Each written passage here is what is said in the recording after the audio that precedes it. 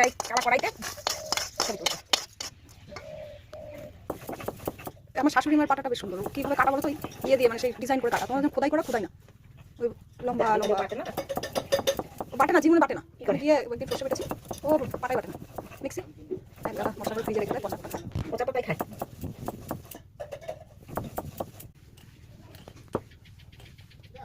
হ্যাঁ ঠিক নিয়েছে, ঠিক নিয়েছে দেখ দিচ্ছে। তুমি চেয়ে নিয়ে আসলে? হ্যাঁ চলো যাবো এখন। খাই